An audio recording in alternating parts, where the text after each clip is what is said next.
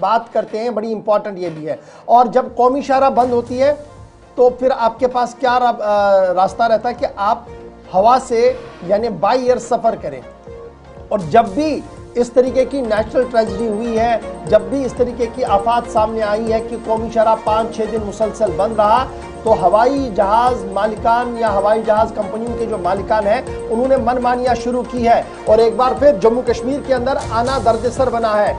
आज के दिन में अगर आप Srinagar Jammu, Srinagar Delhi air service avail करना चाहेंगे तो आपको तकरीबन 15,000 से 20,000 के दरमियान टिकट्स मिल सकती हैं और वो भी आपको बड़ी मुश्किल से टिकट्स मिलेंगी। और ये मुसलसल एयरलाइंस की तरफ से एक बार फिर एक और झटका, ये देख लीजिए 20,652 रुपये की आज के दिन की टिकट अगर आपने 11:30 बजे निकलना है और 12:25 पर अगर आप जाएंगे तो 23,000 से ज़्यादा रुपए की टिकट है। और जब ये सूरत हाल बन रही है तो KCCI Kashmir chamber of industries and commerce की तरफ से ये साफ कर दिया गया है कि जनाब ये जो रेट्स में इजाफा किया गया है ये एक और बड़ा झटका है। कश्मीर इकोनॉमी पहले ही शेटल हुई है, जम्मू कश्मीर की जो मईशत है, जो फाइनेंशियल सेटअप है वो डिस्टर्ब हुआ है फ्लड्स की वजह से, दीगर मामलात की वजह से। और अब ये रही सही कसर जो है ये वो तमाम इदारे पूरे कर रहे हैं जिनके जिम्मे हवाई सर्विसेज को चलाना है।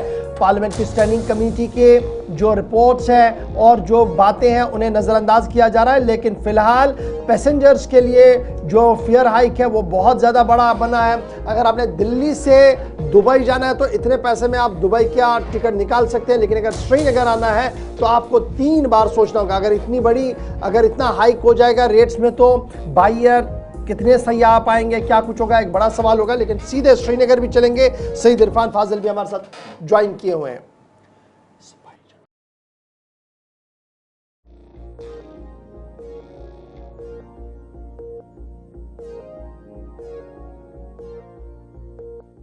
श्रीनगर चलेंगे, इरफान हमारे साथ है। इरफान, ये जो एयरफेयर का मामला है, जब भी सड़क 2-3 दिन कंटिन्यूसली बंद रहे तो फौरन उसके बाद मामला यहाँ की ओर शिफ्ट हो जाता है कि जनाब एयरफेयर क्या है हमारा, यानी अगर जहाज से हमने सफ़र करना है तो कहाँ पर वो खड़ा है, कितना हम पैसा ले रहे हैं और क्या कुछ हो रहा है। अभी जो इतलात है 20 से 22,000 25,000 तक की टिकट्स हो रही हैं, जिस पर चैम्बर ऑफ कॉमर्स ने अपना सवाल उठाया। क्या कुछ डिटेल रिपोर्ट्स आपके पास हैं और क्या जो पार्लियामेंट की स्टैंडिंग कमेटी की बातें थी, जो रिकमेंडेशंस थी, उन्हें अभी तक भी इंप्लीमेंट नहीं कराया गया और ये स्टेट और सेंटर के बीच में जो कोऑर्डिनेटेड एफर्ट्स होने चाहिए थे इस पूरे मामले को लेकर ताकि आम आवाम को राहत मिले, क्या वो कहीं पर आपको दिख पा रहे हैं? गवर्नर साहब, स्टेट एंड सेंटर को कोऑर्डिनेशन को लेकर जो एफर्ट्स होने चाहिए उसमें जाहिर सी बात है एक डिलेमा है, कियोस है, कंफ्यूजन एंड लैप्स्ड है। ये दूर से दिखाई दे रहा है क्योंकि आज की खबर नहीं है।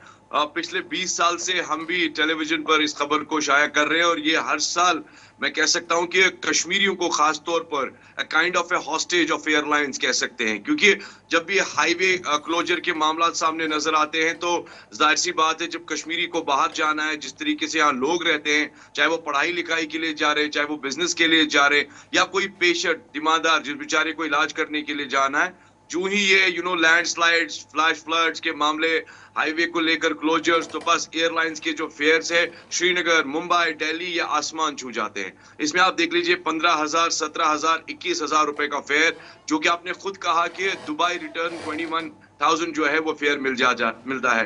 कैपिंग के मामलात को लेकर अभी तक कोई कैपिंग नहीं हुई है और खुसूसन मैं ये कहूंगा जिस तरीके से प्रेसिडेंट KCCI जावेद टेंगा ने कहा है कि इट्स अ अनजस्टिफाइड एक्सप्लोटिव। जाहिर सी बात है क्योंकि एयरलाइंस को लेकर अब हम एयरलाइन से जब सवाल पूछते हैं तो वो वहां से बताते हैं कि ये डिपेंड करता है जी हाँ डिमांड एंड सप्लाई को लेकर।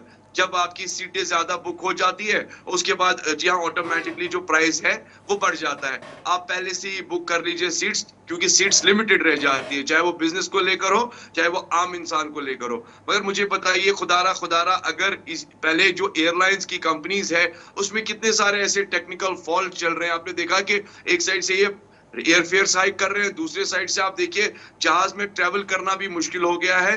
कि पता नहीं कब कुछ क्या हादसा हो जाए।